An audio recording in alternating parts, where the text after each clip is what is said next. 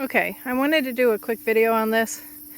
I wanted to try and show me putting them on. However, the pole that I was going to use as my demonstration pole was not the pole to do it with. So, these are rod clips. I couldn't find any videos on them when I was shopping. So what we're doing is we are putting up a fence line, but we don't have the money to do all wood posts yet. And I don't want to put T-posts in the ground. So what we did is we put wood posts at our ends and corners. And then we have these fiberglass rods. Yes, they do bend. But it's really not a problem because they're really just to keep the lines where they're supposed to be. So this is going to be a high tensile electric fence. These won't be on any steep hills, so I don't have to worry about them coming out of the ground or the rod clips coming off. So this is what a rod clip looks like. They're pretty simple to get them on. You just squeeze together, which makes the spring just big enough to slide over top. And then what we have, because we're doing 7 strands, but we're doing, well, possibly 6, we'll see. But we're doing 5 or 6 strands of high tensile wire. And then we're doing 1 strand of electric tape, 1.5 inches, to make it more seeable to the horses, make it more easily seen. It is 5 feet tall because these rods from Ken Cove are 6 feet tall. You don't have to get pink. They come in 3 different colors. They have pink ones, yellow ones, and white ones. The white ones are cheaper. The reason why I ended up going with the pink, which is only like 5 cents more a rod, 5 or 10 cents more a rod, is simply because when I purchased them from Ken Cove, they did not have enough white rods in stock for what I needed. So we went with pink and, you know, whatever. They are UV stable. They're super easy. You can just hammer them into the ground. If you buy a certain amount, you get a cap that you can put on the top so it doesn't fray the top, which I did not use and did fray the top, which is why my example rod could not be used, because we couldn't get it on the top. We actually had to pull the rod out and put it on the bottom and slide them up. So pro tip, maybe put these on before you put the rod in the ground.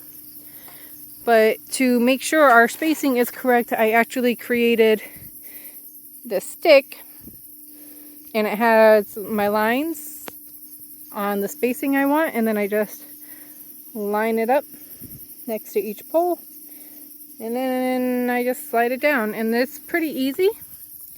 So you just put it on, and then you give it a squeeze, and it'll slide up and down the pole pretty easy.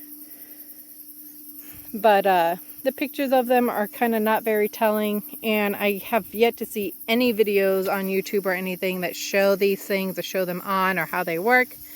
Fiberglass does not conduct electricity, so it's fine that these are metal and come on. So like the line can come through here and touch all this, and it's not going to ground it out.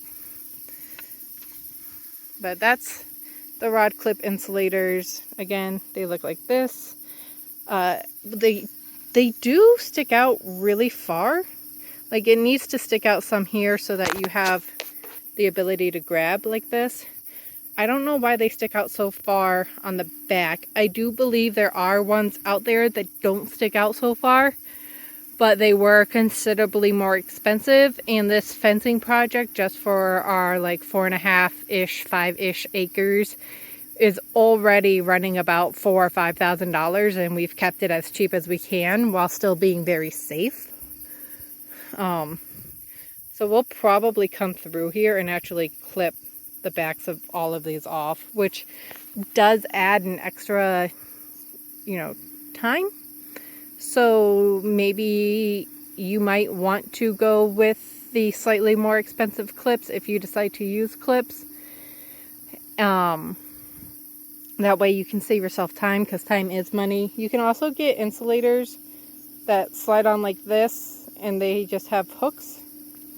A lot like the T-post insulators. You can get those too. They're really not expensive. They're a bit more expensive than these because you can pretty much get a bag of 100 of these for the same cost as a bag of 25 of those. And you know, money's tight, so we went with these. This is only meant to be temporary. We will be replacing these with wood posts as we can, but as most of you know, the past 2 years the price of wood has skyrocketed, so that's just going to be a, you know, an availability thing as we have the funds to replace it. But yeah, so this is the rod clips. That's how they work. They're pretty simple. And like I said, probably put these on before you hammer these into the ground, or definitely use the cap it comes with to hammer them in the ground. That way you don't split the top, because these are a very snug fit and this can fray when you hit it with a hammer. And then it makes this very difficult to put on, which is what we ran into with my very last one I did tonight.